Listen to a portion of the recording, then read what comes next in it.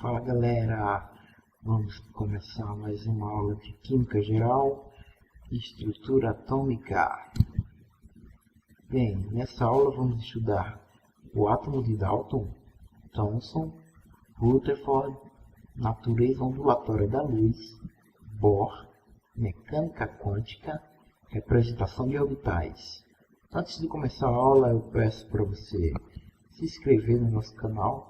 Assim você se manterá atualizado de todas as nossas aulas. E vamos lá. O átomo de Dalton.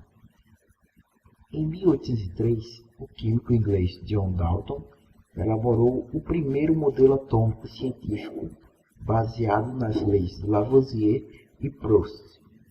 Para Dalton, o átomo seria uma partícula maciça e indivisível, semelhante a uma bola de bilhar.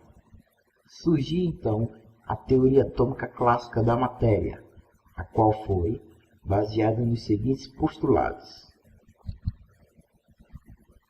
Toda a matéria é formada por entidades extremamente pequenas, os átomos. Os átomos são esferas maciças, indivisíveis e indestrutíveis. O número de átomos diferentes que existe na natureza é relativamente pequeno. As reações químicas consistem em uma combinação, separação ou rearranjo de átomos. Um composto é uma combinação bem determinada de átomos de mais de um elemento. A descoberta do elétron.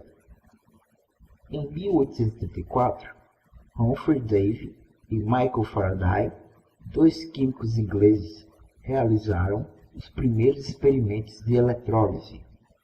Em 1879, William Crookes, um físico britânico, foi o primeiro a construir e a realizar experiências em tubo de descargas de gás, tubos de Crookes.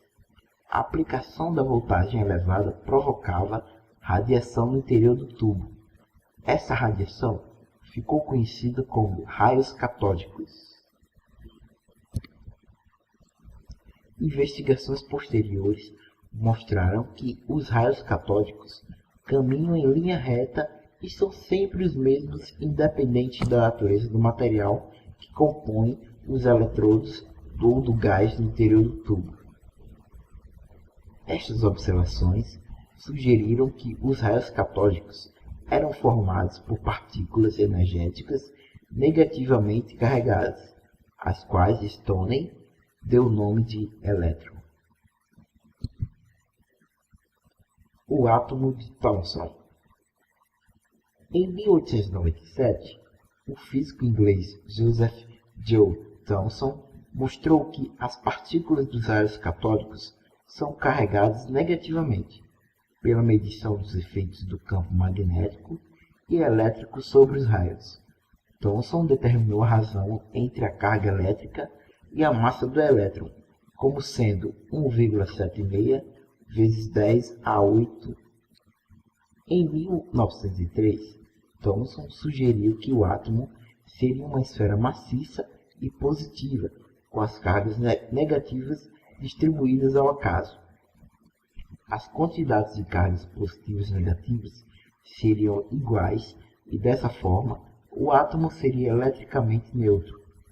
O modelo proposto ficou conhecido como pudim de passas, devido ao seu formato.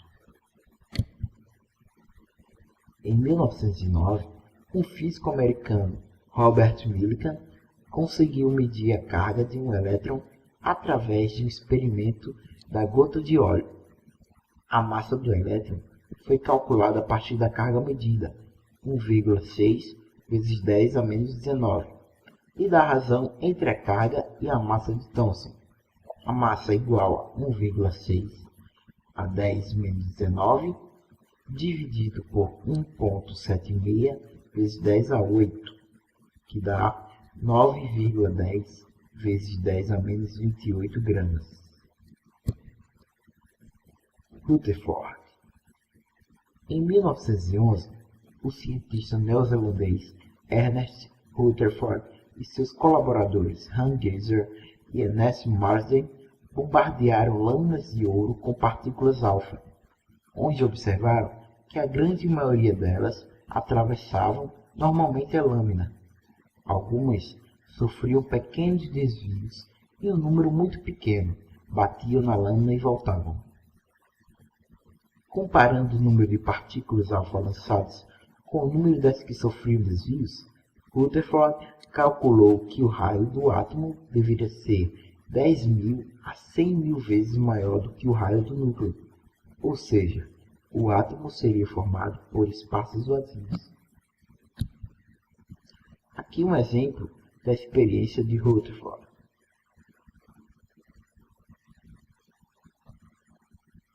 Você vê que os raios alfa passam pela lâmina de ouro e sofrem alguns desvios.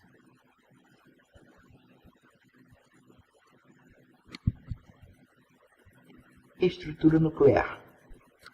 A experiência de Rutherford mostrou que no núcleo atômico, além do próton, deveria existir uma outra partícula.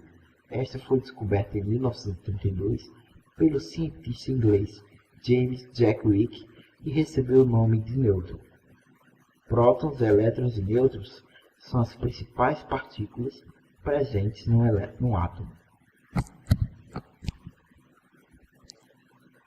Semelhança atômica. Isótopos têm o mesmo número de prótons, isóbaros o mesmo número de massa e isótopos o mesmo número de nêutrons. De novo, isótopos têm o mesmo número de prótons, isóbaros o mesmo número de massa e isótopos o mesmo número de nêutrons. Aqui uma figura exemplificando o que eu acabei de falar.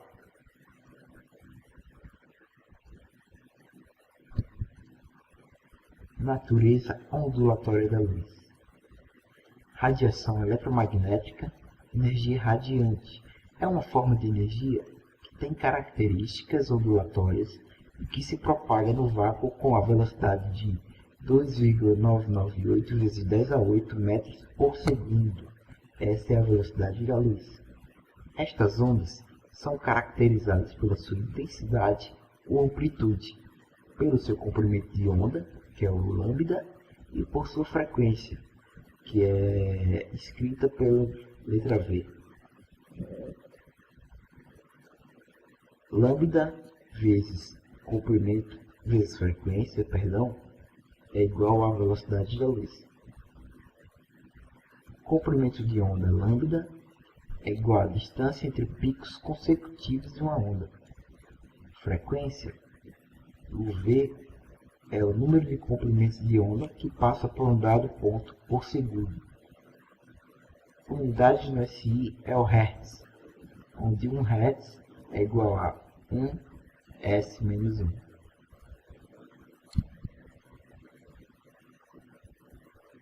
Eis aqui alguns exemplos de comprimento de onda, de frequência e região do visível.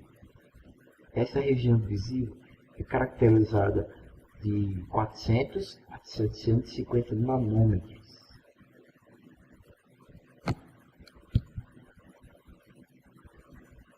E até o próximo vídeo.